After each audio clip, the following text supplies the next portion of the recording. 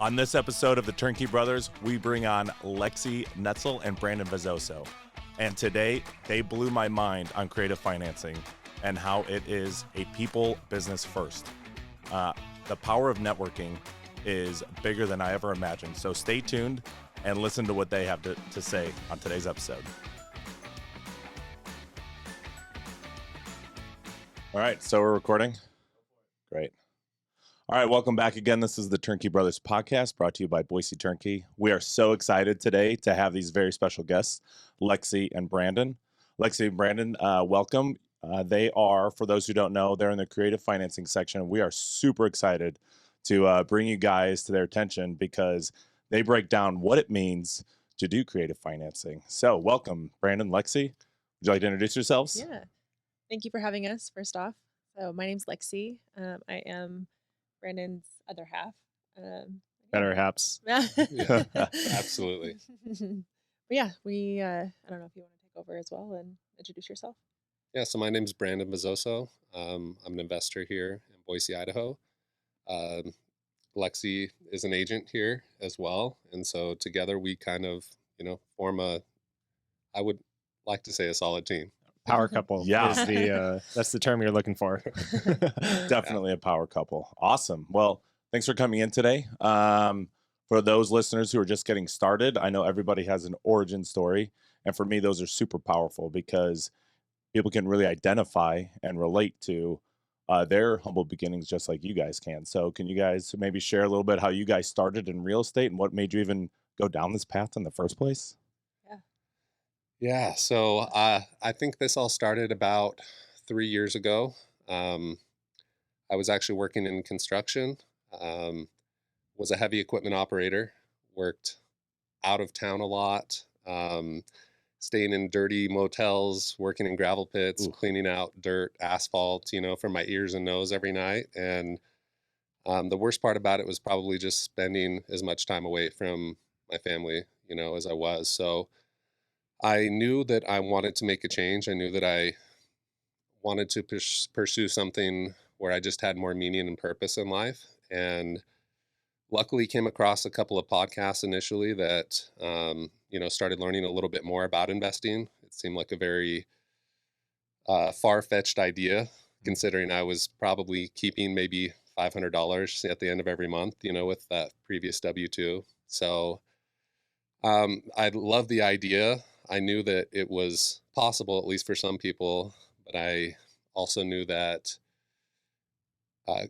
making those wages, I might be able to purchase 2 homes in my lifetime, conventionally. Yeah. So that kind of sparked my interest in creative finance once I learned about some of those things. And I really just became obsessed. I realized that, okay, I have 12 to 14 hours a day in this equipment. I started just consuming like 10, 12 podcasts a day. Crazy. And that turned, to books. And I realized, wait, I can listen to 2 books per day, which is probably more than I voluntarily read up until that point in my life, right? We can all say that. Yep. Right. And so I just turned that equipment into, I like to just refer to it as a classroom, right? Yep. I knew that, okay, there's a lot of time here. I need to learn a lot, and I can do a lot of this passively while, operating equipment and doing some of that. So I think Lexi can probably agree. I became pretty obsessed, and I actually ended up taking a demotion to become a truck driver because I realized, okay, now I have even more time to myself. And I probably shouldn't say this on the podcast, but it allowed me to drive for dollars as well. Right? Oh, there you go. I was driving around looking for distressed properties. And learning the whole time. That's fantastic.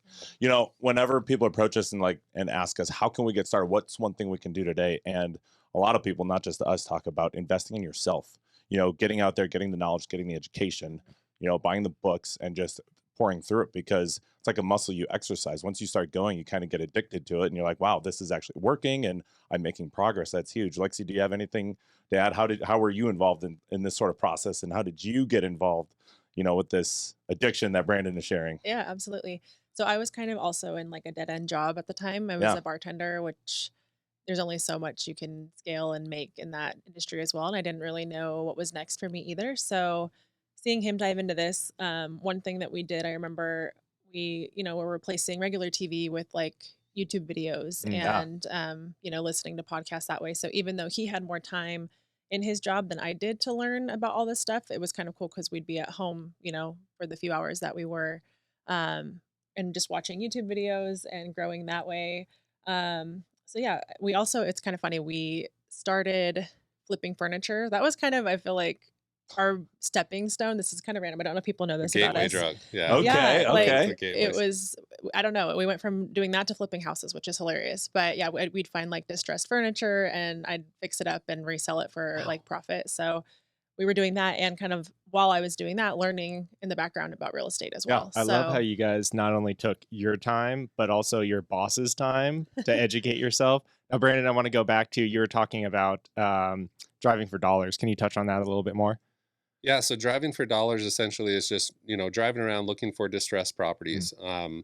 Looking for, are there shingles missing from the roof? Is the grass overgrown? If there's snow outside, does it look like nobody's been in? Are there no tracks to the property, right? And so Right. you're essentially looking for, it may just be a vacation home for someone and they don't utilize it, but that's what you're trying to do is solve a problem, right? So you're essentially looking for just any signs of distress or somewhere where you can go provide a solution to someone. Mhm. Because I know personally, if I had a vacant home that's sitting, I'm paying taxes, insurance on it, Right. it's not going to fix itself up over time. So you have deferred maintenance that, you're going to have to put into the property at some point. So that's essentially what, driving for dollars is driving around looking for those, reaching out to the seller, or a potential seller, homeowner, and seeing if you can provide a solution there. How do you typically find the seller or So potential seller? yeah, like you so said? there's different ways to do it. Starting out, we didn't have a lot of money, and so there are different websites that you can go on. I think white pages, different places where you can just search the address, the property address, and a lot of times get a hit. Or you can actually pay. It's called skip tracing, right? And so you just put in the address and it'll spit out email, phone number, and some are more accurate than others. But that's essentially, the route that you want to get to so that you're not spending as much time doing it. You can go drive for dollars, maybe write down 100 properties, throw that into a skip tracing platform, and it spits out all of your numbers, and you can go back and, make those calls, reach out to the homeowner. Wild. That's huge. All right, I want to encapsulate all this because you talked about educating yourself first. Then you talked about, all right, what are some next actionable items steps we can take? You started driving for dollars. You started making calls. How did this first deal come apart? I don't know if you can remember what the first deal you did, but what did the structure look like? What are the terms? Like, oh my gosh, we're actually doing this. We're going to pull the trigger because, you're coming from that W-2 mindset. How are we going to afford this? How did that look? I guess you could elaborate on coming across, Ryan through Bigger Pockets and stuff. Yeah, so that's really what I wanted to touch on is I think a lot of starting out, I was learning just the concepts of wholesaling, right? I Okay. didn't have money of my own to go buy properties. And so I realized I needed to generate capital in order to start holding properties. So I listened to a podcast, I think it was a Bigger Pockets podcast, and I heard somebody very successful mention and say, look, 95% of people that are successful in this business, they did not go and just start on their own, right? Like you can buy a couple rentals throughout your lifetime and you can do okay, but in terms of scaling to an actual business, um, you need help, you need mentors, you need, and to me, I think taking action is huge, but providing value, right? Like that is the foundation of everything. So I went on Bigger Pockets. I found somebody who was newer to the Boise area. He was doing a bit of wholesaling and he happened to be doing his first flip. And Wow. I don't even know what I said at this time. I had no clue what I was talking about, but went on there and said, "Hey man, house looks great. Numbers look great. I'm here in Boise. Is there any way I can provide value to you?" And at that time, starting out, you can either provide money, time, knowledge, or relationships in this business. And at that time, the only thing I could provide was time. Okay. So Yeah. I just said, "What can I do?" He said, "Well, I guess you can go take pictures of properties." At that time. And so I would bring a change of clothes with me to work. I'd try to clean up, get all the dirt off of me, and just go try to schedule walkthroughs or take pictures, after work whenever I could.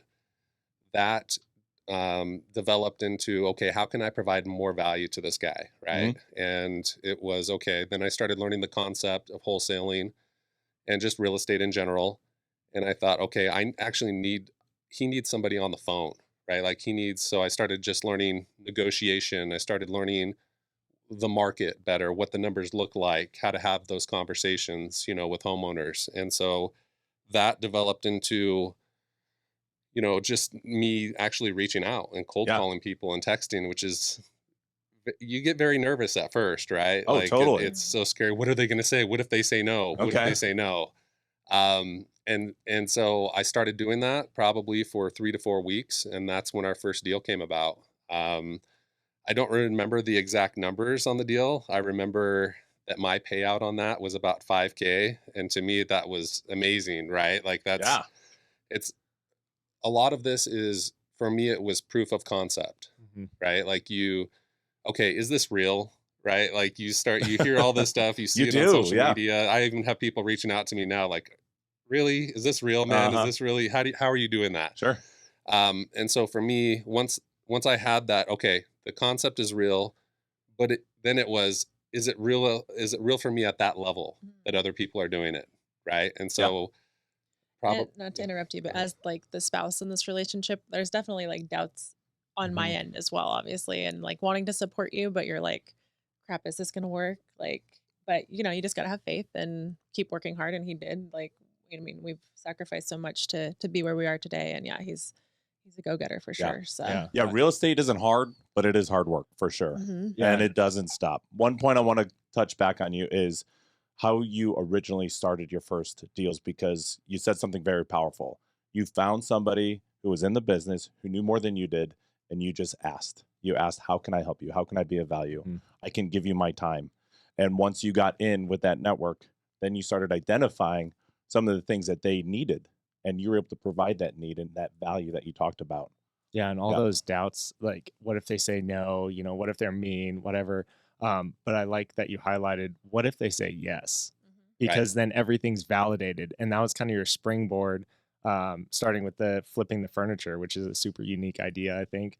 And then your springboard of getting that first deal and validating it to your spouse, because I know there's a lot of my clients, at least, there's one or the other that's on board, and they're like, how do I get my spouse on board? And it's like, well, education mitigates risk, and it's a lot of time, a lot of patience, a lot of love. But it's cool that you guys were on board, from the beginning, with each other. Yeah. All right. So most people talk about capital. How can I finance these deals? How can I do this? There's no way, I could never do any of that. Like, I don't make enough money. And we talk about the different forms of financing. You got your Freddie Mac federally backed securities. You've got VA home loans, you got FHA loans, you've got some state programs, but then you also have private money and hard money. And for those who don't know, private money is like, going to your parents and asking for a loan, or you have hard money going to a company like Certain Lending or My Investor Loan, which I'm sure you guys are familiar with. But there's also like the creative side and doing subject to. So when you guys, and you can elaborate more than I know about this, but closing this first deal, for those people listening, like, I'm sure it's going through their mind like it is mine right now. How can you fund this? Are there terms that you're meeting? Or maybe you just generally talk about how you structure a deal like that?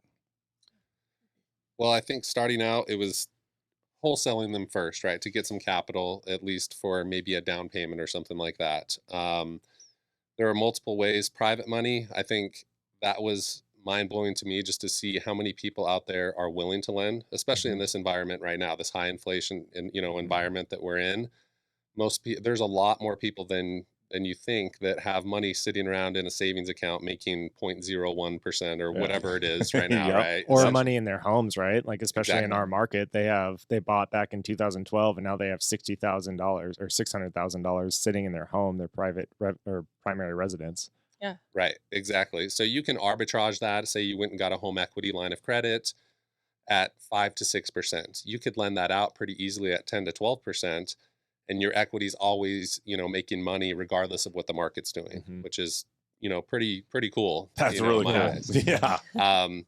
And, then there's other people that just don't know what's possible. I've been to a lot of self-directed IRA meetups, which I think is a great place to find, private lending, where there are doctors, attorneys, different professionals that want to see a return on their money, and they're not secured, right? Like that's the great part about private lending is you're secured by a physical asset. So if you're lending, say, or say you have your money in the stock market, people right now lately have not been doing very well. And your only option is to either sell low and lose money or just wait until the market recovers. Well, if you're approaching retirement, do you really want to try to time the stock market? Right. And so that's a huge benefit for somebody to get a fixed return, again, backed by a physical asset. So I think you also touched on, creative finance. You don't really need a lot of lenders in those situations because the seller is essentially becoming the bank. Okay. Right. And so Okay. whether that's seller finance or subject to, or what we call a hybrid, which is a combination of both, where you may be taking over their mortgage payment and making a separate payment toward the seller's equity. um, you're not coming in, to cover that whole transaction with cash. And so you don't need a ton of capital. There's a lot of other creative strategies that we use, but when it comes to finding money, the biggest thing I always tell new people is if you can find a deal, you'll have no problem finding money. Right. Nice. Okay. So Yeah. that's huge. That's awesome. All right. So clearly you've found something that works. Can we kind of go forward and how where that's gotten you today? Because I'm sure you've found not only how to leverage money, but now leverage other people's time and how important that is. You built a rock star team around you. How does that transition look like where you're, wholesaling, closing one deal to now doing multiple deals and breaking off and doing your own thing? Yeah, I think building a team is, you can only do so much as an individual, right? Like it got to the point where I was closing, I don't know, 7 to 10 deals per month on my own, which is awesome, but it's also very time. You're spending a lot of time there, and it's not scalable. Yeah, and when you start Okay. closing deals, is that like wholesale deals or your personal? It's a combination of Okay. of each. So like right now, I think we have 19 homes under contract. I'll probably hold 8 to 10 of those. We'll wholesale a few of those, and then we're flipping or partnering on developments on the remaining. Mhm. So it's really just finding the deal, and then you can determine an exit strategy from there. But that's the great part about going direct to seller is, I can cherry pick the best deals for myself, and then if I don't want the remaining, it's still a great deal for another investor, and Right. there's a lot of meat on the bone. So I think that's a huge dynamic in what we do is we're essentially a marketing company. I mean, to get 15, 20 deals per month, we're reaching out to 20 to 30,000 people per month. And so in order to do that, that goes back to your point of building a team. I think we have 10, around 10 people on our team right now. So we have 7 or 8 people in acquisition that are just calling, texting, handling follow-ups. We have a couple of virtual assistants who do some admin work, kind of just maintaining our systems processes, Sure. pulling data, skip tracing, like we talked about before. And then I think the biggest move we made was bringing in a COO. So I'm a pure visionary, and I like to go just start fires everywhere and chase shiny objects Yep. and just Oh yeah. go hard and just take action. But bringing Nick on, our COO, has been the biggest blessing, I ever could have imagined, because he's then able to take all of this that's in my head Hmm. and not only make it more translatable to everyone else on our team, but put systems and processes in place that allow us to scale and have what we call KPIs, key performance indicators, that allow us to look at the business and say, okay, this is working really well. Let's do more of that. This isn't working well. Let's fix that problem or do less than that. Yeah, Less totally. of that. Does that make Yeah. sense? Yeah, focus Yeah. and refine. And you gave somebody the opportunity to perform in a place that he enjoys and thrives in, and that's huge. Right. Yeah. And it's all the things that I don't want to be doing, right? Yeah. Like I do. If you try to put me down at a computer to build a spreadsheet, I'm like, why would I be doing that when I could go do this $50,000 deal over here, right? Yeah. And so it just keeps Yeah. getting put off and put off, Yep. and now it's just allowed us to scale, have just look at information that we can easily digest and get better at. Yeah. That's our big thing with our team is let's get 1% better each day. And if you don't have something to look at, to actually look at and get 1% better, it's all just kind of fluff at that point if you're really saying that, right? Sure. And so that's been huge as well, because now we've gone into 4 new markets, and I don't think we'd be able to do any of that without having, the team that we have in place. You have to have a structure in place. And it's all about who, not how. Finding those who's in your life that really are passionate about that certain sector that they want to do. A book I want to plug right now is Traction. I don't know if you've read the EOS operating system. He's read every book, every single book, twice. For those of you who haven't read it, it's a book that structures a company, and it does a really good job at tracking KPIs.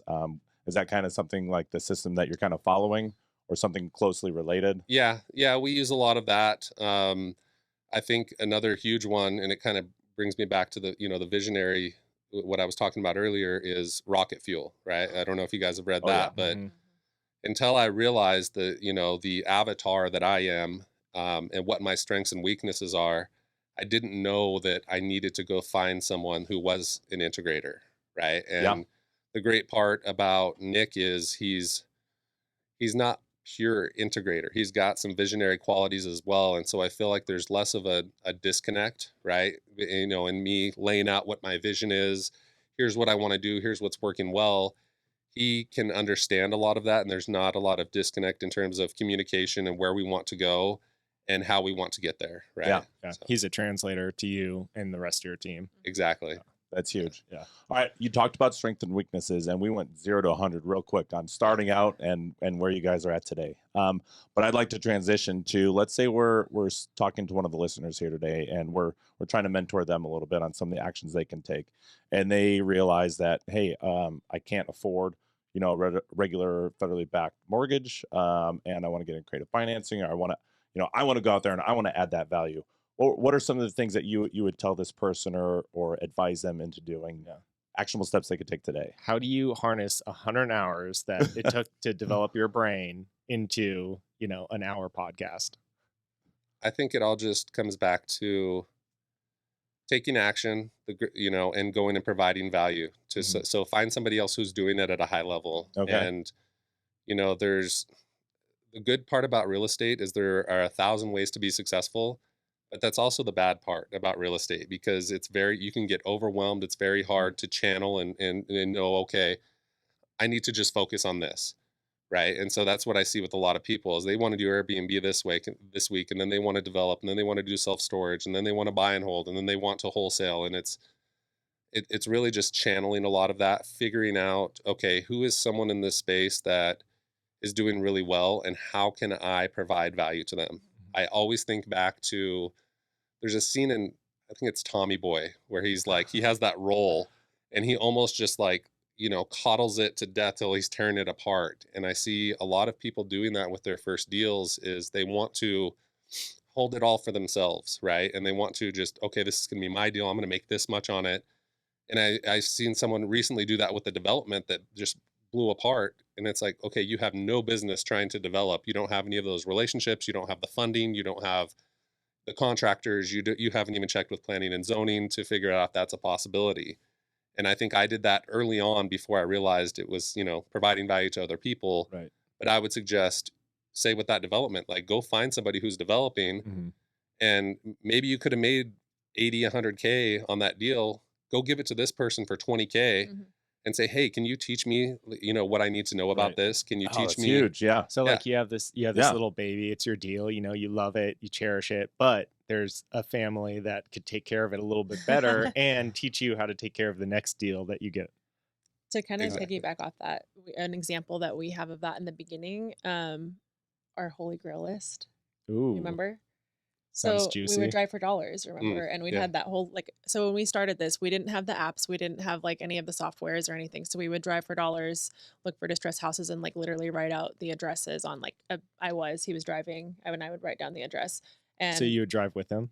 Yeah. So I'd just be in the passenger seat, writing it all down. But anyways, when you got on with Ryan, we basically gave that list to Ryan, and it was called the Holy Grail list because... Yeah, Ryan named it that. Yeah. Really? So I had this list, and it was probably 20 to 30,000. I drove every Like, road in the valley, in the whole Treasure Valley, every single road. I had it all mapped out. And I, at first was like, oh, well, I'm going to get to this list. I'll get to this list. Well, 6 months went by. I don't know how many homes got sold off of that list during that time, right? Yeah. But finally, I just brought it to Ryan and said, hey, like you've got the resources and the team to reach out to these.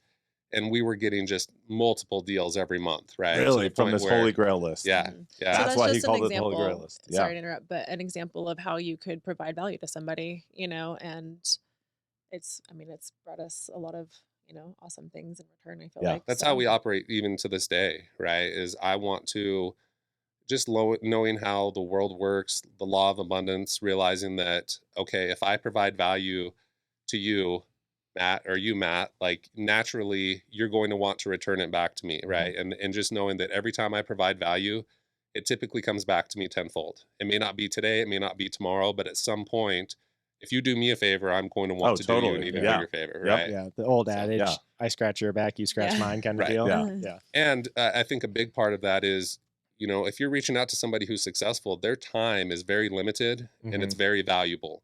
And they probably have 500 other people. I mean, I have probably 15 to 20 people that message me on a daily basis at this point. And most of them are like, hey, can you teach me your business? Right. Well, I can't just stop and, Yeah. teach someone my whole business or show Sure. them that structure. And so I can tell the people that are going to be successful because they'll just say, hey, do you have any problems in your business? Is there any value that I can provide to you? Yeah. And I did that a lot with mentors and still do that to this day.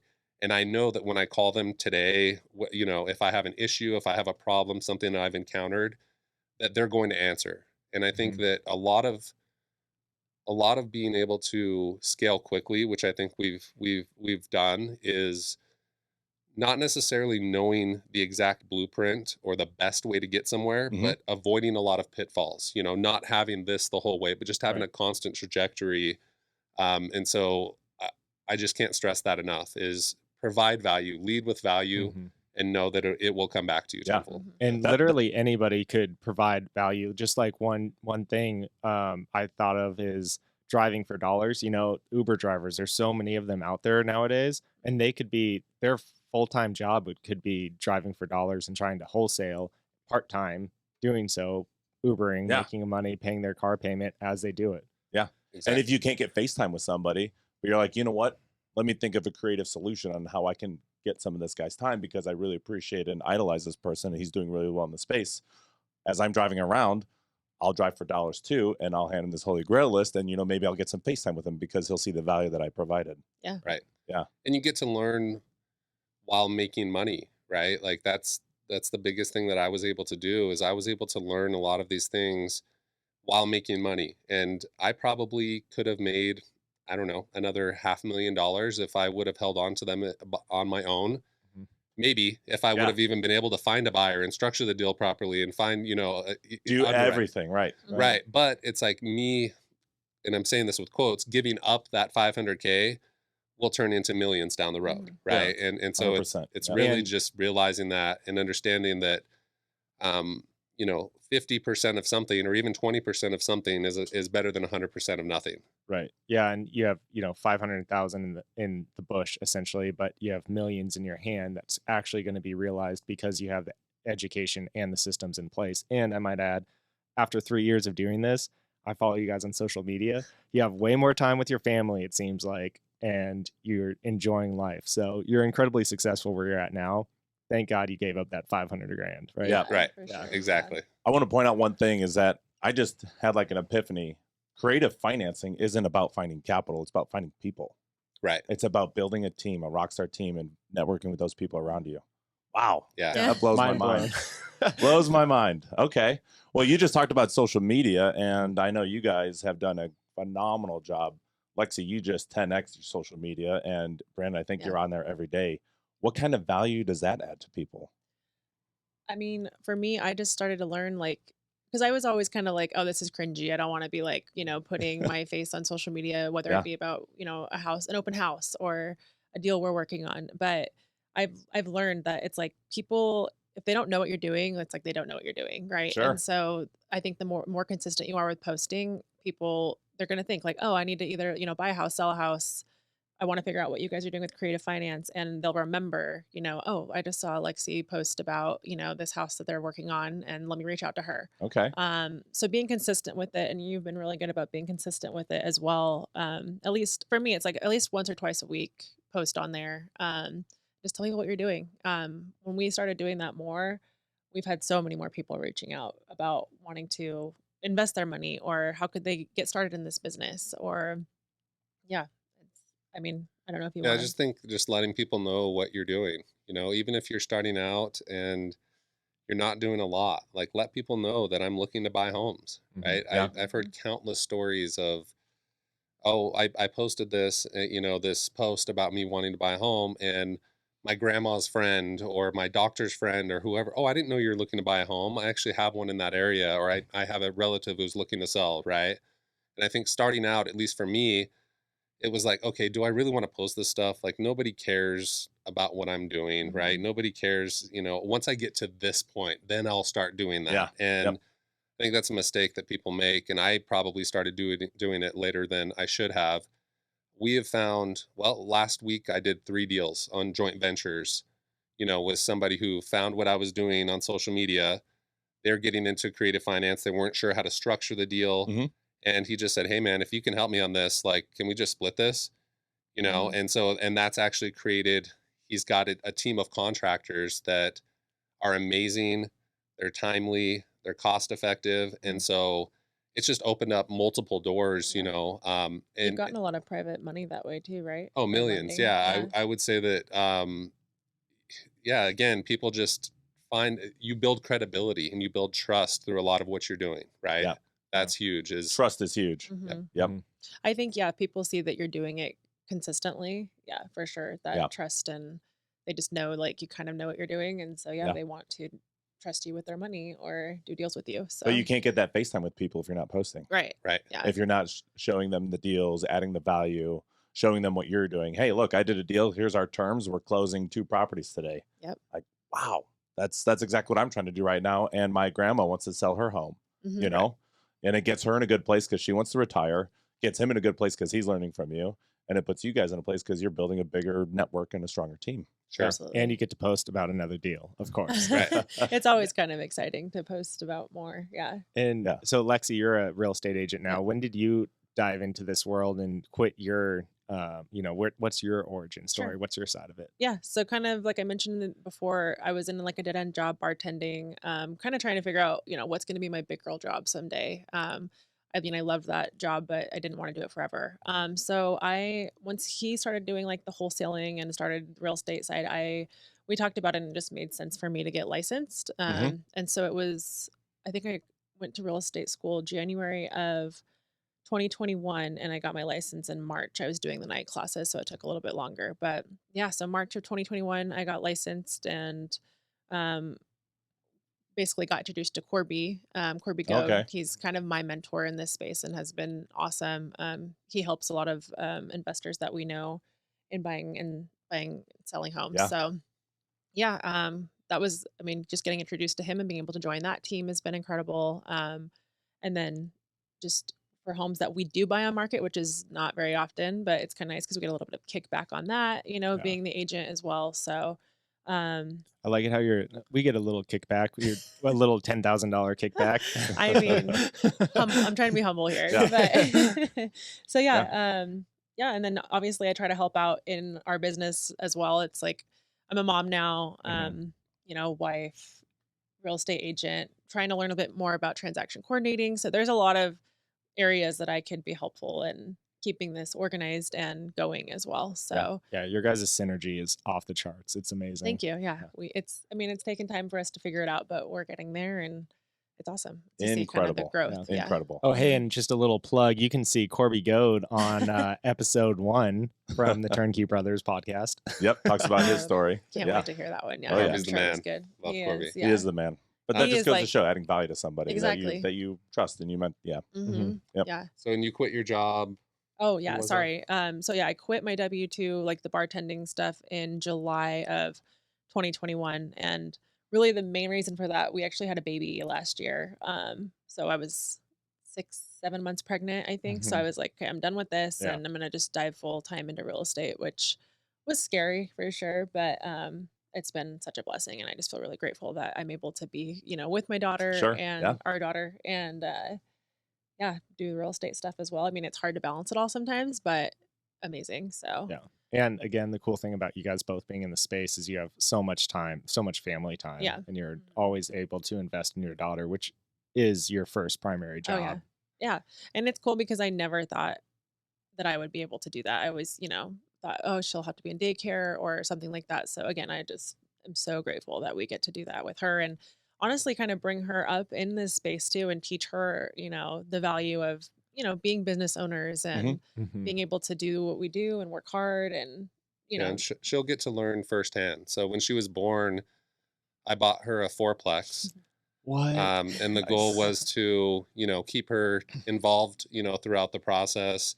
And when she's 18, hopefully she doesn't choose to go to college, but she'll have the option to, she can Oh, do I love that. Yeah. Oh, man. a cash out refinance at that Mhm. point, to pay for her college. Or she can sell the property. She can take that money out and go buy several more. But it's the goal was to teach her firsthand along the way. Just look, there are other ways to get there, and at least for me, what excites me most about this space is there's just no ceiling. Right? There's no Mhm. ceiling. No ceiling. You control you control your own destiny.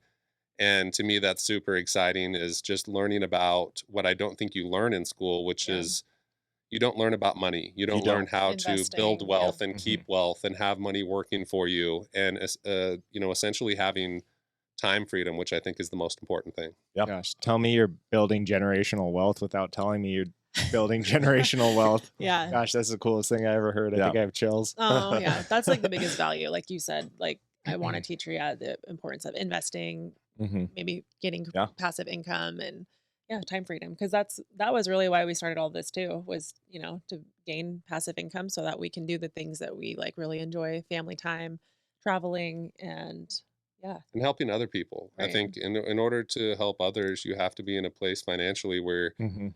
where we were previously. It's like we were scraping by just to Right. pay bills at the end of the month. Yep. And so even though we may have wanted to help other people, Mhm.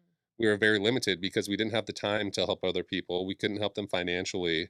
And so to me, that's always been kind of my North Star is okay, if I truly want to have an impact and help as many people as I do, I need to have freedom, right? I need to Yeah. have financial freedom and have that time freedom to be And able I to do think those you things. show that in this whole story that you've created. You started off by flipping furniture, which I imagine it's finding distressed furniture, Mhm. making it 10x better, and then passing it on to somebody else Mhm. at a reasonable price. And now you have a team where you're employing other people and encouraging and teaching. And or sorry, I skipped over the part where you started this by creating value for somebody else that's been doing this, and they already have a lot of value to share with others, but you came to them with your value instead of just coming to them and asking for their value and their time. Yeah. Right. Yep. Yeah. Financial education. We could have a whole nother conversation about that. But I do want to break it down in the last part of our segment here. And for those listening, I want to kind of recap in your own words, maybe just like one sentence. I want in your own words what your opinion of each thing is. So when we talk about, let's say, creative financing, in your own words, what does that mean to you? In like one sentence. To me, it's a cheat code.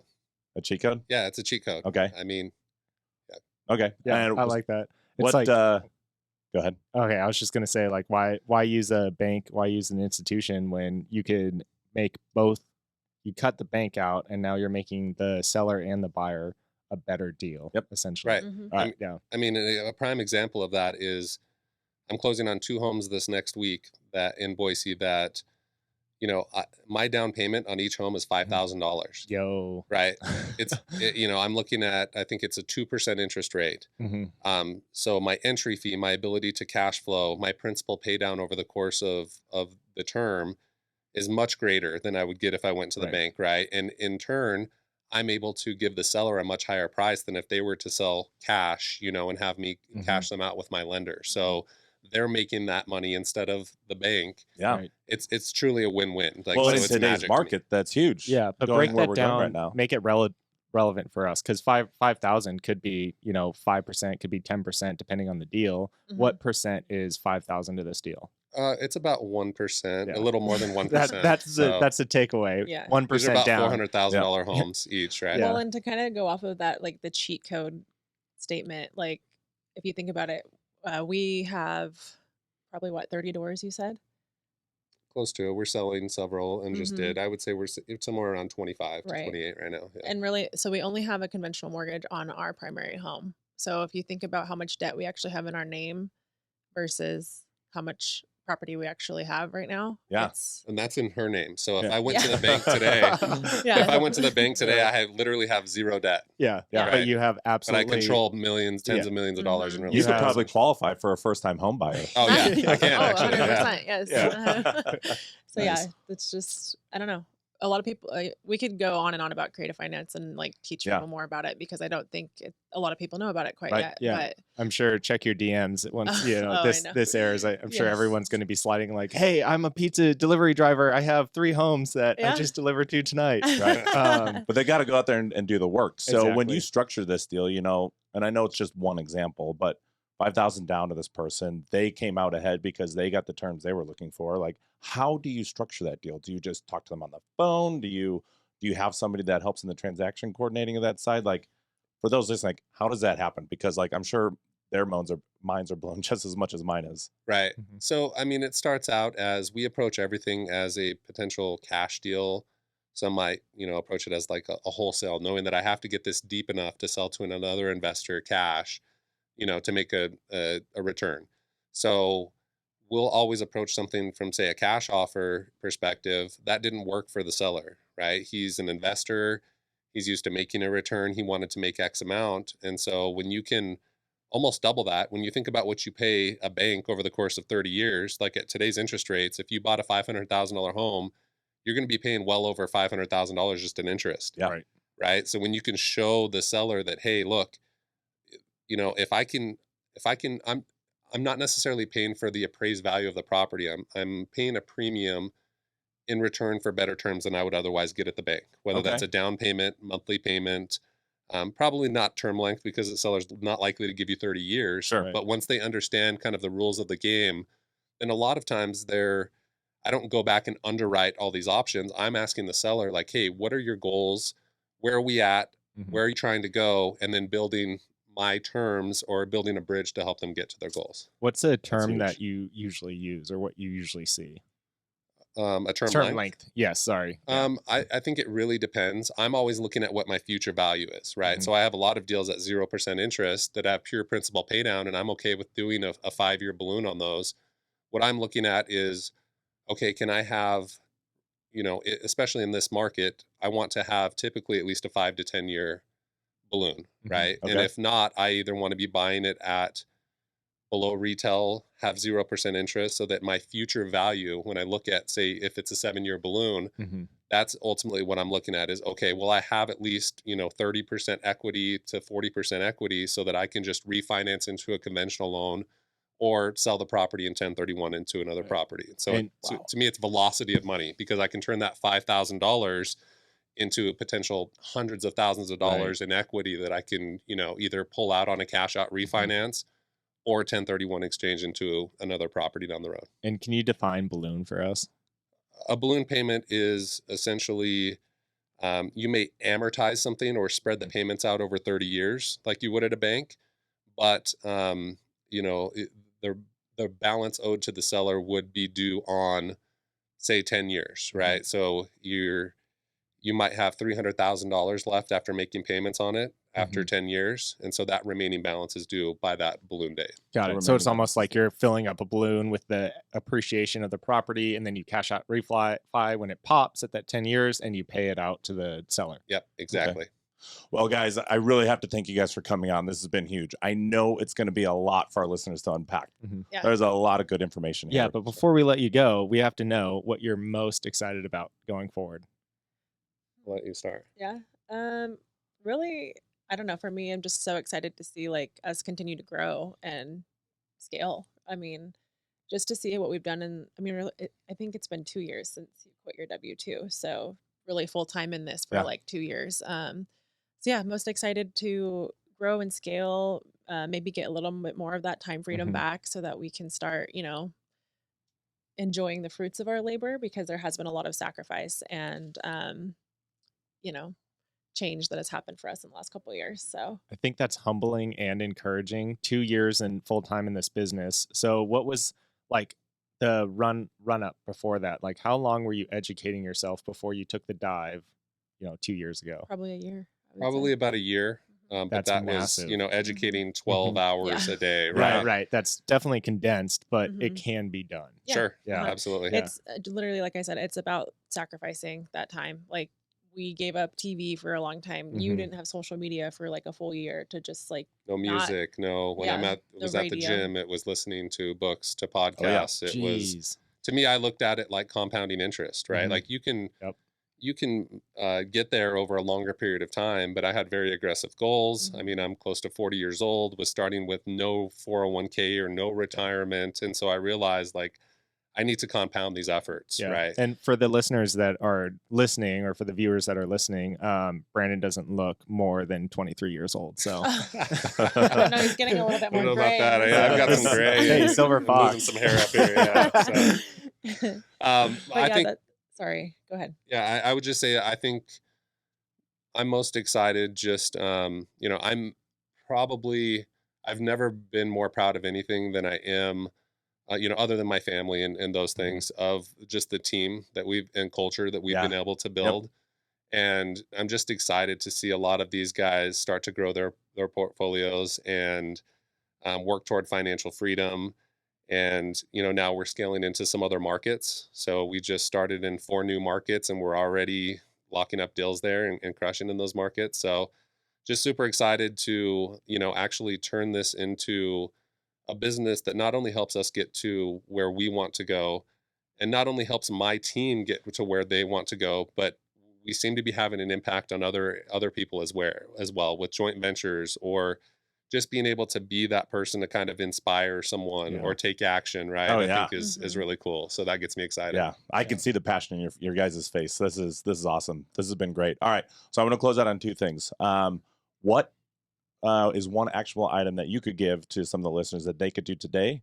And then how can people reach out to find you if they wanted to add some value to your life? Sure. I mean, what you could do today, I mean, like Brandon said it's like, just find one thing. The book, The One Thing, I think if you haven't read that, that's a good one to read. But find one thing to take action on towards your goals. The One Thing is the title of the book? The book, yes. But that's literally what it's about. It's like the one thing. So yeah, find the one thing that you can do every day. And I mean, it can like grow and scale as you go, but don't overwhelm yourself and like try to do it all. Like, I think that's how people get like analysis paralysis and just like freeze and don't end up doing anything. So find one thing, stick to it, and it's amazing like how it kind of changes your life. So what was the other question? Yeah. And then how can people reach out to you if they have any questions or want to do something with you guys? I think the best is for me, either, Facebook Messenger, or Instagram. My Instagram is Lexey Neitzel. You might have to spell that out for people. Oh, yeah. So, and then Facebook, same, Lexey Neitzel. And honestly, we can share our phone numbers too. Text or call is always great as well. Yeah. So Absolutely.